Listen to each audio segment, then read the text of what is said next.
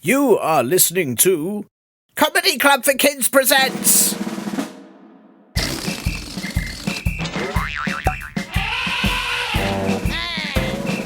Radio Nonsense, Radio Nonsense, Radio Nonsense, Radio Nonsense, Radio Nonsense. Yo, yo, yo, yo, yo, yo, yo, yo, yo.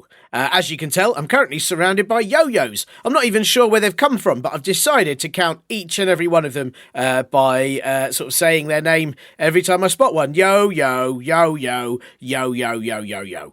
Do children even use yo-yos anymore? Do any of you listeners use a yo-yo? I can't imagine many of you would think they were very fun. If you don't know what a yo-yo is, it's like a wooden or plastic round thing attached to a string, and you sort of lower it and you let it spin, and then you pull it back up, and then you do the same again, and again, and again, and again, and hey, wake up! Yes, you're right, it does sound a bit rubbish, doesn't it? I mean, if someone said, hey, you can play on a Nintendo Switch for an hour, or you can have this wooden or plastic round thing on some string that goes up and down, then up and down again, then up and down again, then it stops, and then you got to wind it back up again, then it goes up and down, and then it goes up and down, then it goes up and down. It'd be very strange for you to say, do you know what? Throw that Nintendo Switch into space, because I couldn't imagine anything more fun in the whole wide world than a wooden or plastic round thing on some string that goes up and down, and then up and down, and then up. Some people, when I was young, some people had yo-yos and they could do very cool tricks with them that were called things like walking the dog, which sounds really boring, doesn't it? That's not an exciting name for a trick. Rock the baby. That was another one. That also sounds boring. Or around the corner. That sounds like you're just going to the shop to buy some milk. Really very dull names. Anyway, I bet you've all got far more fun things to do now, like sort of soldering iron kits or mechanical cows or a toy gun that shoots cabbages at anyone called Henry. Toys have got far more exciting than yo-yos, which might be why someone has sent me so many boxes of them. They're quite hard to get rid of, because when you sort of get rid of them, they keep coming back for several times until they run out. It's the same with boomerangs, you just can't throw them away. So here I am with all these yo-yos, and there you are. So very welcome to Radio Nonsense, the official Comedy Club for Kids podcast for all ages from 2. And I'm Tiernan, 7 days a week and 24 hours a day. It's quite tiring, really. How are you? What have you been doing? Have you? Wow, how did you even find tap shoes to fit a crocodile? And how would you put them on without them snapping you? Well, fair enough. I'm very impressed. Me? Well, thanks for asking. I've been counting yo-yos, and I've also been arguing with my daughter, who is 3, about her bath times. She needs a bath because she is 3, and that means she is about 90% muck from things she's climbed under, rubbed into her hair, painted on her face, tried to eat, and fallen over into. Honestly, if you need an area cleaned, you just need to put a 3-year-old in some really sparkling, shiny, clean clothes, and within minutes, all the dirt from the room will somehow be all over them instead. So anyway, I was telling her that it was bath night, and she said, I can't have a bath, it's too watery in there. And I was a bit stumped by that, because she's not wrong. How do you fix that? A bath is water. Of course it's watery, it's a bath.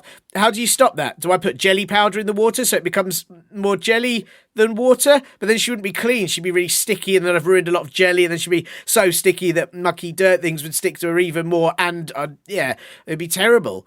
Do I take the water out and then I put her in the bath so that the bath's not watery anymore but she's in the bath, but then she's still not getting clean? Somebody I know suggested that I explain to her once I put her in the bath that it would be less watery, as it would now be part 3-year-old toddler. And that's a very clever thing to do. I wish I'd thought of that at the time, but instead I just picked her up and put her in the bath, because us gassy bumblewallies, grown-ups, are really mean sometimes. Yours obviously aren't those. They've let you listen to this, and they've been helping you send in loads of brilliant questions. Thank you for that. Don't forget that if you have things you'd like a comedian to answer for you on this podcast, then please do send in any questions at all to podcast@comedyclub4kids.co.uk, with help from your gassy bumblewallies, obviously. And also, don't forget to give this silly podcast a nice review on Apple Podcasts or wherever you get your podcasts from. I don't know where that might be. It could be Apple Podcasts. It could be I guess Portugal. Who knows? But most importantly, though, we are doing live Comedy Club for Kids shows again, only in the UK at the moment, I'm afraid. Sorry, international listeners. But if you are in the UK and you want to see the comedians you hear on this show telling you jokes, but actually there, like in front of you, where you can see their faces and everything, then head to comedyclub4kids.co.uk and see when we're near you. Now, once I've got rid of this yo-yo... No, stop it. No, go away. No, don't come back. No, go away. Oh, this is so annoying. Right, I'll deal with this. You listen to this week's Importantest Bit. So, you got your first hero. Now, I am joined on the show today by Cheng, aka Ken with the strength of exactly 7.3 hens. Ken, the only person in the world who can successfully communicate with cutlery. And of course, as all of our listeners will know, Ken, the founder of the famous and renowned International Burp Orchestra. Ken, it is lovely having you on the show. How are you? Yeah, thanks for having me. I'm great. Yes.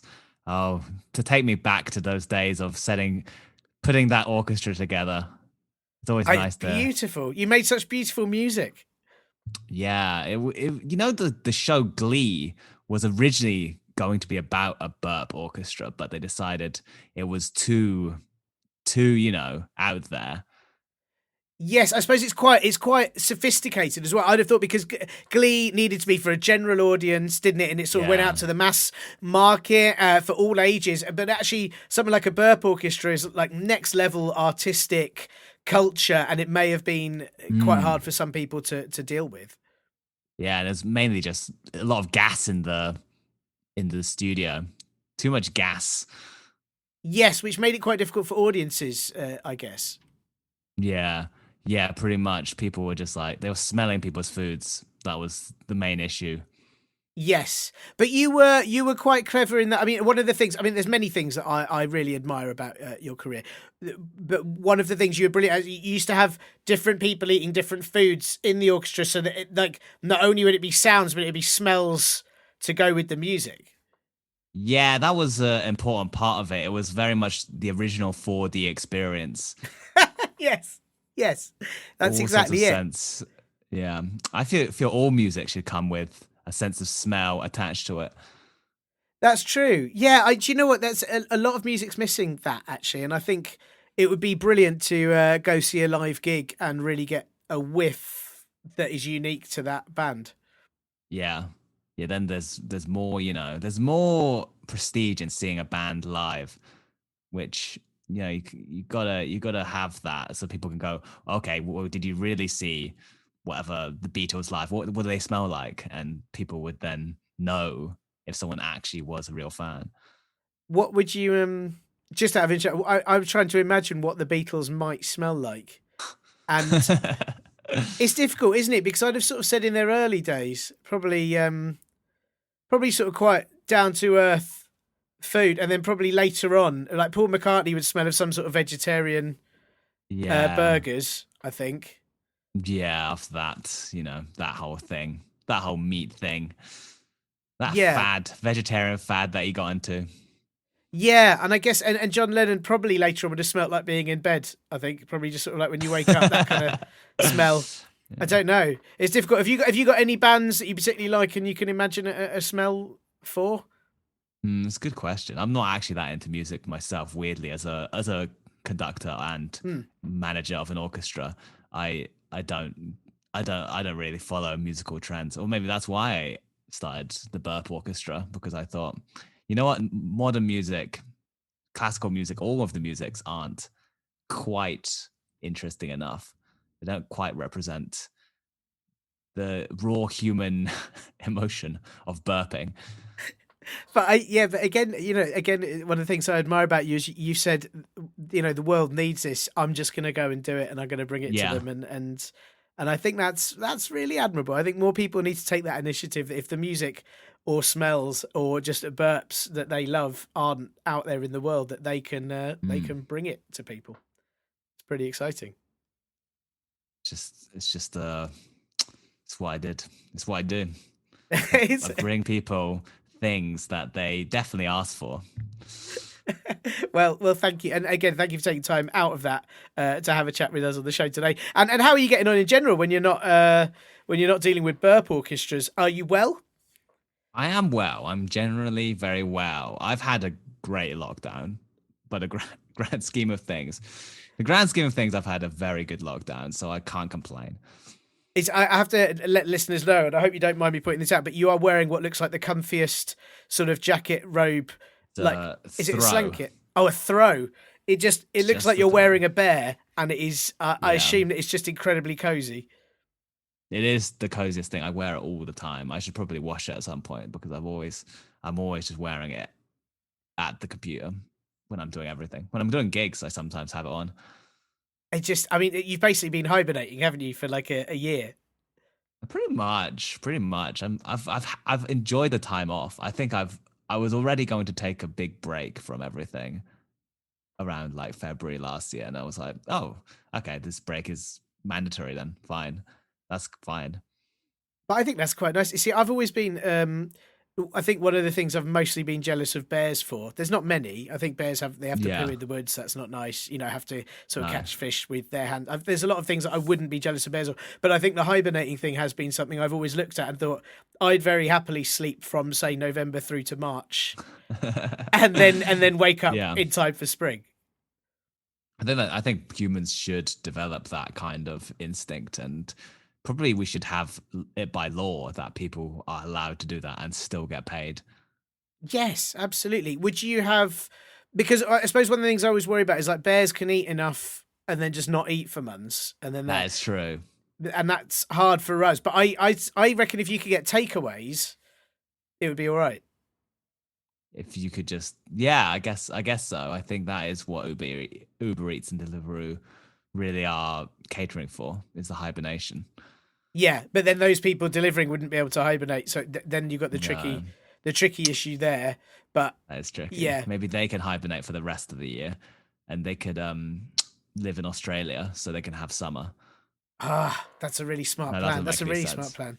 Well, Doesn't if make we any worked sense. as a Any- there's that. global, well, we can work as like a, if we were a truly international world, you could have everyone on the other side of the world being the delivery for the people hibernating, and then we Yeah. swap and be their delivery on Exactly. the other, and we could all work Perfect together. And then, system. yeah, it's absolutely perfect. Yeah. It would Then we mean can that- always have Australian food delivered to us. Yeah, that's Flies brilliant. over. And then, but they'd have to have solidly. I suppose they'd have to have solidly British food.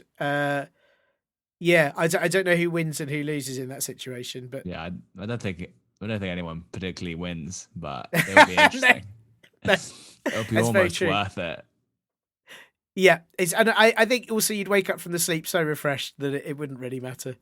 Probably. Yeah, that's true. It's a really good idea. Really good idea. Well, considering you've had a good. I was going to ask. One of the things I've been asking people on the show is sort of a tip for when they've been stuck at home. But obviously, listeners aren't now stuck at home. They can go places, and they are That's also true. at school. So I just wondered if you had a good tip for. I mean, anything fun to do, anything that you've hobbies or just fun things to do while you're at home.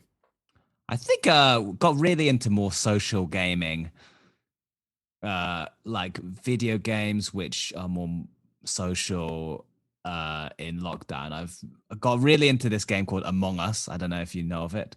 I do know of it. I've not had a chance to play it because my daughter is 3 and I don't get to play computer anymore because she ruins it Yeah. with noise and jumping and pressing buttons and killing my Rubbish. character every time. But tell me about Among Us. What do you have to do in it?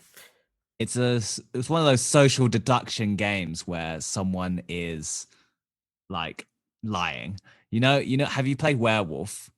Yes, I have. Yeah. It's essentially Werewolf, but in video game form, and you just play it online with a group of 10 people, and it's been great because now we have this established group of different players who all play together, quite frequently. So it'll be like maybe once or twice a week, and during the holiday, it was like 4 times a week. We just get on in the evening, we play this game, and yeah, essentially 2 people are imposters.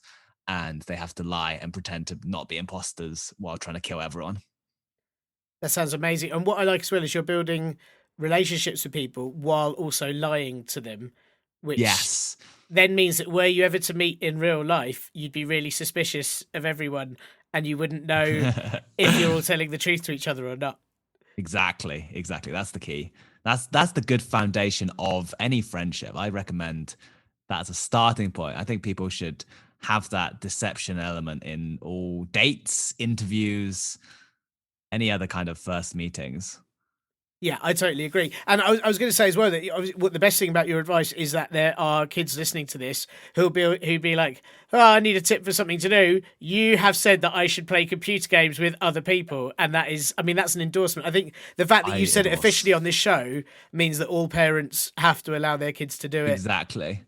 I think it's a very important way to learn social skills, and but also it's just great fun. It's hard to have that much fun. Like Zoom calls on their own are boring, but this Yeah. game is over voice chat and it's all very fun, and it just is a nice task to do. I think people get bored of just going on Zoom calls and stuff with their friends, and just people run out of things to say.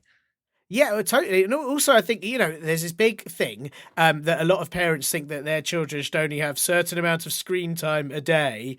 But everything is on screens now. Our life is on screens, and you learn on screens, and all people work on screens. And if you don't get to do screens every day, then you're going to be like turning up in the future and going, "Hey, I'm ready for work," and everyone else will be like supercomputer bionic, and you'll have like a pencil and a crayon, and they'll all think you're an idiot. Yeah, a massive crayon. Just I'm ready to draw something. No, no. No, you can't code with a crayon. I don't Yeah, think you can. I don't actually know how to code at all, so I assume you can't code with a crayon. you probably can't. I'd say you probably just you can't. I'd say. No, it would probably melt and make a terrible mess in the circuit board, and then it's just what I'm saying is children should definitely play computer rather than put a crayon inside a computer. Probably. Yeah, or anything else. Anything. Don't put a Yes. crayon anywhere. I'd say No, that's. Do you know what? I think that's the most sensible advice we've had on this that's podcast my tip. ever. Don't put a crayon anywhere, and especially don't eat it as well. Brilliant. Well, thank you, Ken. That is a fantastic tip. And now, the next thing I've got to ask you is: this is an audio podcast for listeners to hopefully listen to with their ears. Although, as I say every week, I don't mind if they want to listen to it with their knees. That is also allowed. I'm not going to discriminate. Oh, and I just wondered if, because it's audio, if you had a favourite noise that you could share with us. You want me to make the noise with my mouth or just say the noise? Well, I mean, if you can make it, that is brilliant. If you can't make it and you need to tell us it, then that is also great. Oh, I'll go with the as a classic, the classic nerd lightsaber sound is the noise that I'm always just if I'm just walking around the flat, I will sometimes make that noise. Can you do it for us? Not the pressure now. Room, room, That's very good. That's very good. boom. Do Thank you. you? How regularly do you pretend? Because I pretend to be a Jedi on quite regular occasion, Yeah. and particularly I like it if you're in like trains or a building that's got like automatic doors, and you just pretend you've used the Force to open them. So you like move your hand as the doors That open. is It's fun. like I've done that with my brain. I'm like with I'm the into Force. that. Yeah, I do that. Yeah, that's always good. It's powerful. It's a powerful feeling. It's powerful fantasy, and I think any fantasy that makes you feel powerful, just go with it. I absolutely agree. Yeah, definitely. And I think, and that's what I was going to say with lightsaber noises. Are you? I'm one of those sort of people. I'll pick up most things and then just pretend it's a lightsaber for at least Yeah, a few minutes. yeah. Yeah. Sometimes I'm not even picking up anything. I'm just swinging my hand and just going. I was a big fan of like Samuel L. Jackson in those movies when I was a kid. I loved the way he swung it like a baseball bat. He was just felt. Often used to do that. Yeah, it was a proper good. Yeah, it was that thing because if I had a lightsaber, I'd be very undelicate with it. I think Yeah. like some of them like sort of always like Darth Maul or whatever would do all those like twisty cool things or whatever, Yeah. and even sort of like Luke and Darth, and I'd just go in and just be like bash, smack, like I'd just be like hitting people with it. I don't think I'd have any clever skills at all. Yeah, no, probably the same. Probably the same. They have time to learn the skill. It's just No. it's a lightsaber. It's a big old lightsaber. Just go in swinging. Yeah, and it cuts through everything. Why do you need to be like super skilled with it? Can't you just throw it around the place? Yeah. Although in reality, if I had a lightsaber, I'd be so scared. I'd be so scared. Of picking something. I'd be so worried. I get scared when I pick up anything like slightly dangerous, like a drill. I just get worried that something bad will happen. Yeah, it's how long do you think you'd last before you cut off your own finger by accident with a lightsaber? Not long, not very long. I think, but probably like 10 minutes max. Yeah, I'd worry that I'd suddenly have like an itch on my nose or something and forget I was holding the lightsaber and they'll be like, oh, I've chopped my face off. Or like there'd be something, you know, or like you got something under your nail and you'd be like, oh, I'll get it out with this. Oh, like just arm's gone. Yeah, I don't think. wish there were more stories of that in Star Wars. Just like a really bad, like clumsy Jedi who just lost all his fingernails.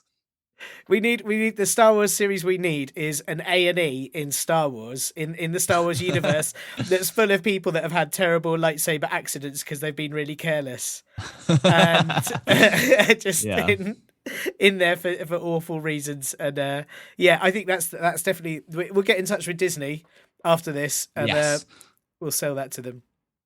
I think they'll take it. I think the Star Wars franchise needs a new life force. They're running out of ideas. This is exactly the angle we need to go down. I 100% agree. I love it. I absolutely love it. Brilliant. Well, Ken, that is a good noise. I thoroughly approve your noise, and it's a very accurate lightsaber noise as well. You should be proud of it. You shouldn't be scared to do that noise on more podcasts. Okay, I think that noise needs to happen. Every podcast I do. Yeah, absolutely. You absolutely should. Even if I'm not asked, I'll just come in with the lightsaber noises, and people will be like, "What the hell are you doing? This is a true crime podcast." And I'll be like, "I don't care." You shouldn't Tiernan care. told me to do this. But well, good. I think because also it's audio, and they will never know if you really had a lightsaber there or not. So that's true. They'll just assume, well, he probably has a lightsaber. He brings up every podcast he's on. Why would he do this otherwise? Yeah. What kind of messed up mind does he have? The only issue will be then if you start getting booked for, if you get booked for live gigs because you're the lightsaber guy and then you turn up and you haven't got one. That is awkward. That's awkward. I'll just be like, oh no, I'm too scared of cutting my own nose off. And again, you've got the excuses already. I feel like you've got this really, really sorted. There's a new career here for you as the lightsaber Ken. I tend to agree. Yeah. This is superb. Wow, so much. We've planned so much already for this show. There's so much to do when we finish this podcast, and we've still got more questions to ask you before we get there. So the very important question I have to ask you before the very, very important question is that this is a family-friendly podcast for people of all possible ages that you can ever imagine. And that just means I need to check that you know it's family-friendly and if there are any rude words that you won't be saying for the rest of this show. Oh, yeah. Rude words. One that I often drop is a ball pit. Oh no! Ball pit, yeah.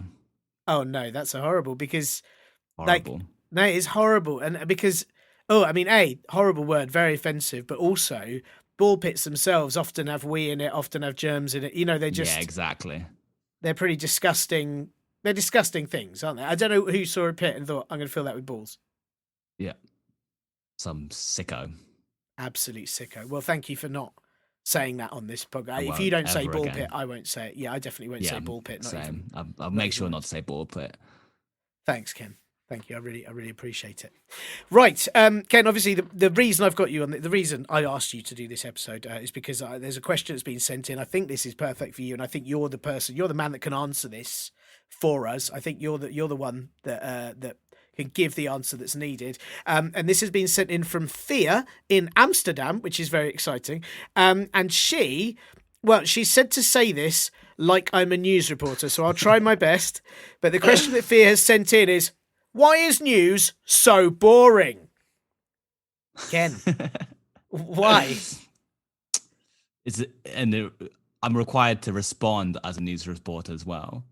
If you like, she didn't specify, so I would like. I mean, I think if you can, I read it that way, so I think I'm ready for this. It's been a while since I've read news, but I think I could do a news. You did? Did you used to read the news? I didn't realize. I didn't include that in your accolades. I wasn't. Were you previously a news reporter? No, I've never done that. I've not in any professional setting anyway.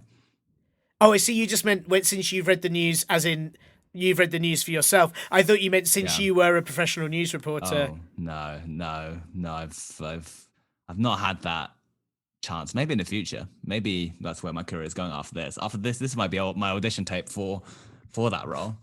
Yeah, after the lightsaber live shows, Yeah. then we've got the news reporter live. So is it something you'd like to do? Can you see yourself delivering the news? Probably not, because what was the name of the question asker? Thea.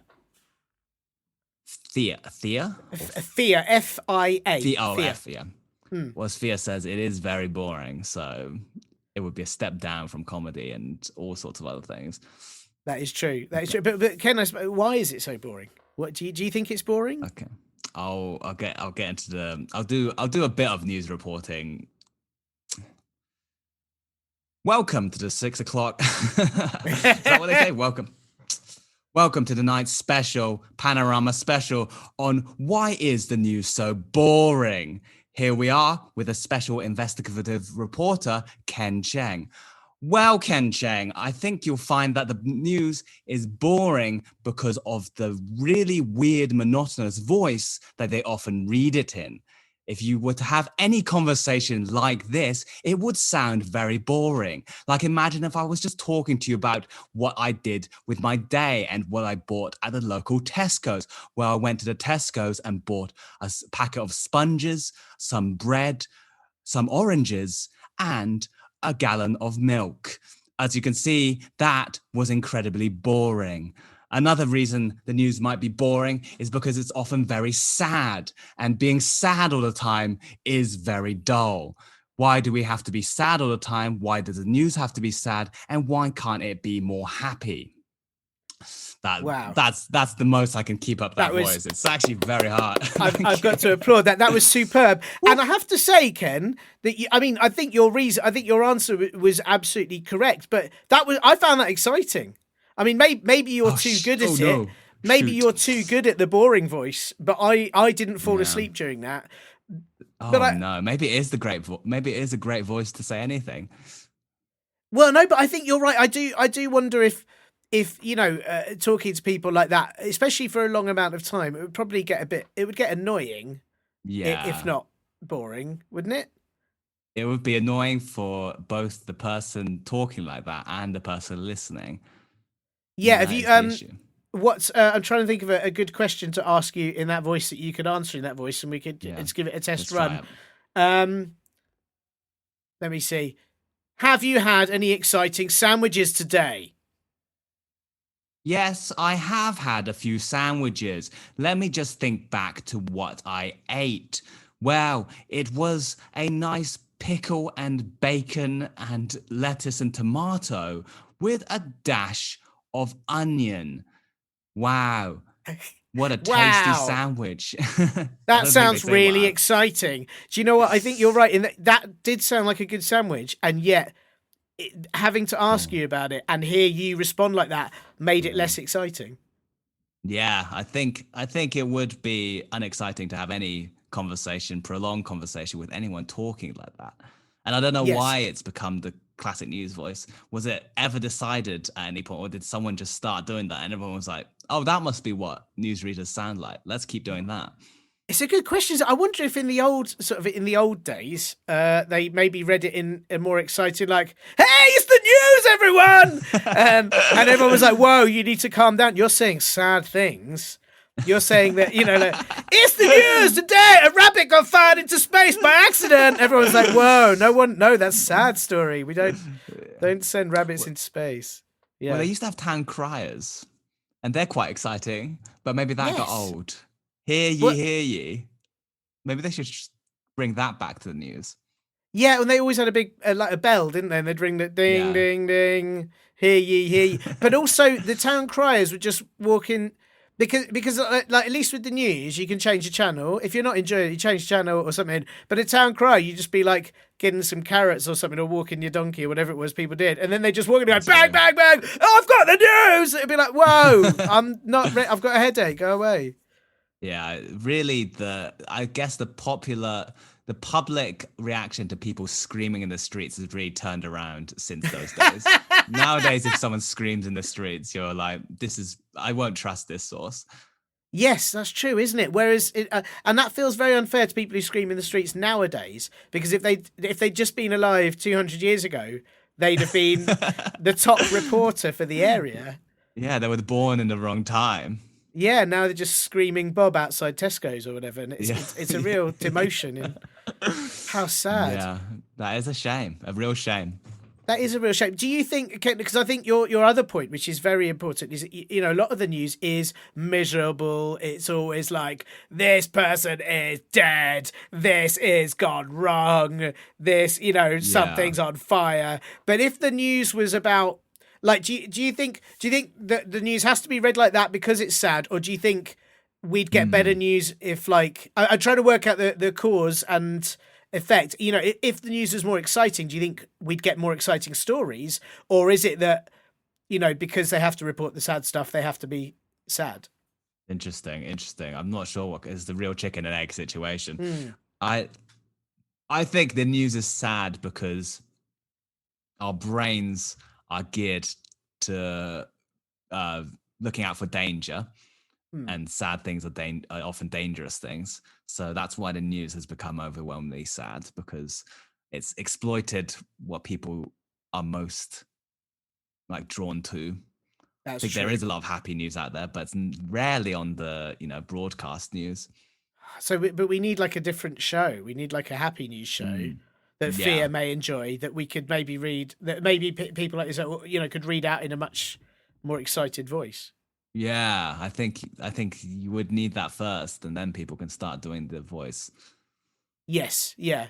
I'm trying to think of what happy news I always liked. They don't do it so much now, but there always used to be. I'm now going to sound very old, but at the end of the news, ages ago, they always used to have like a fun story about a baby llama has been born, or like there'd always be some sort of like, and today there's a pig called Dennis who stole a tractor, or there'd always be some weird animal based story that would be hilarious and very fun, and I miss that.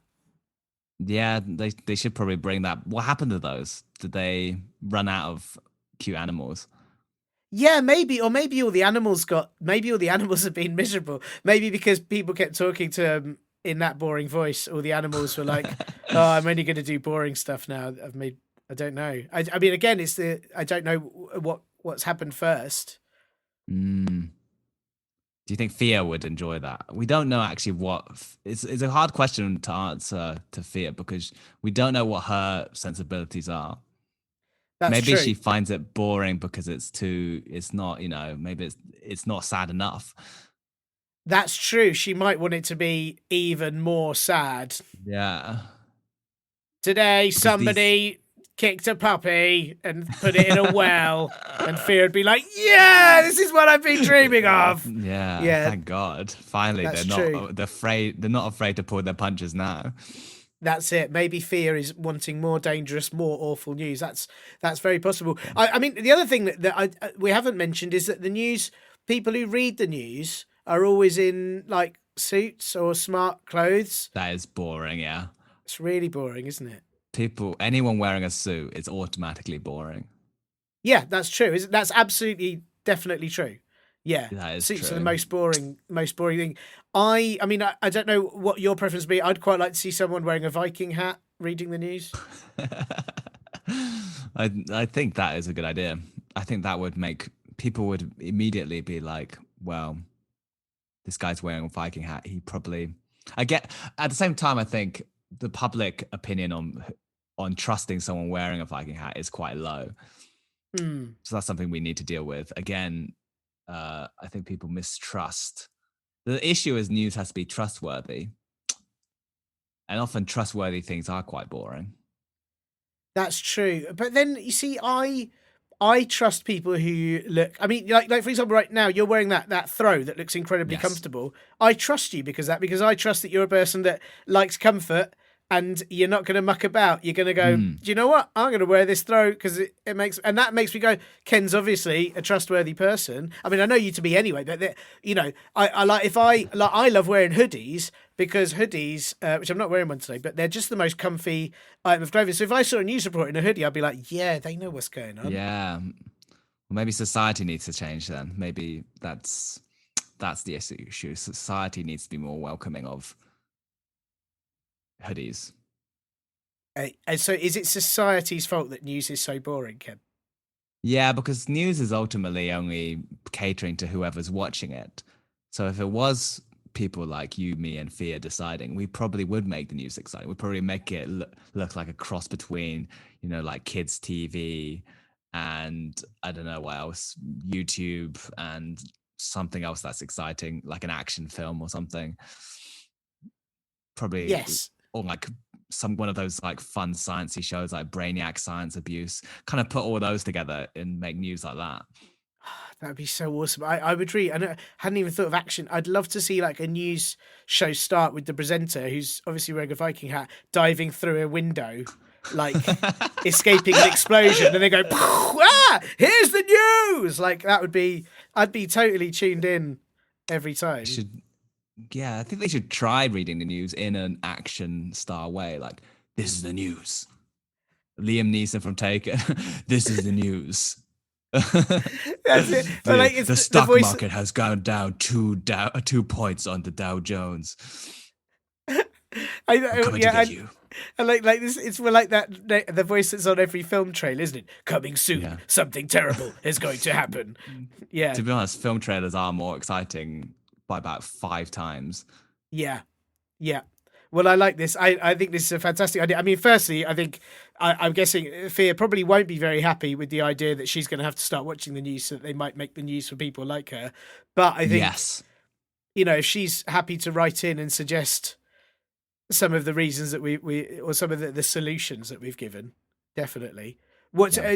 You're just final, Ken. I suppose your ideal. We've put in a few ideas. What would be your ideal news program then? What sort of style, genre, maybe what voice do you want? I think a puppet. Have a puppet.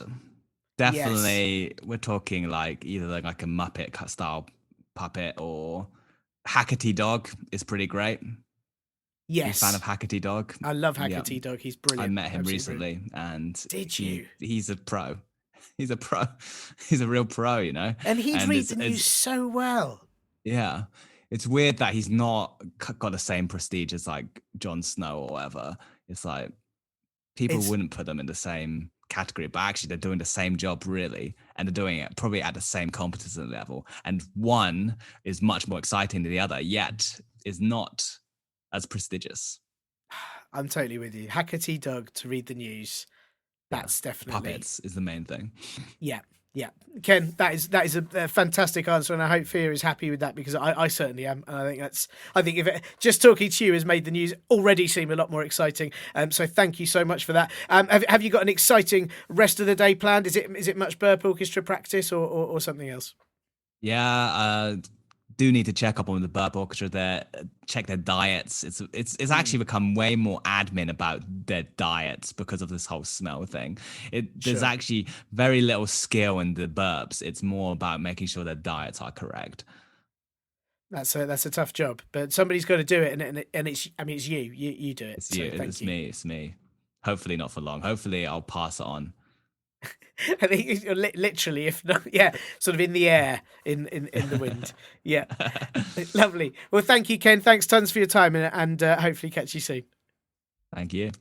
Now, second problem is that the yo-yo may not come back up when you pull on it. Many thanks to Ken for answering Fia's very important question about the news, and I hope, Fia, that you are pleased with the answers and will consider either watching the news until they change it, knowing that you're watching and you're an important viewer, or perhaps just start making your own more fun news instead. Do let us know. And if you can access CBBC, then you can see Ken co-hosting a new show called Don't Blame Me, Blame My Brain, which is also a show about answering questions too. Only he and his co-host Layla Navabi answer mostly science-based ones, and it's a very, very fun show on Wednesdays on CBBC at 5:15 p.m. or on the BBC iPlayer. If you'd like to send in questions for this show, though, please do get your gassy grown-ups, to help you email us at podcast@comedyclub4kids.co.uk with anything at all that you want to ask, or you can send us in your own made-up jokes if you'd like them to be read out on the show, or your favourite animal, yo-yo trick, or anything else at all. Please also give this podcast a review if you can. Tell all your friends to listen to and your enemies as well, because it's nice to be nice, isn't it? And if your grown-ups fancy buying us a galactic squash to say thanks for making you do a laugh, then they can do that at kofi.com/Comedy Club for Kids or via the Acast supporter button. I'm now going to see if I can tie all these yo-yos to each other and see if they'll take themselves around the corner and never come back. Bye! You have been listening to Comedy Club for Kids presents...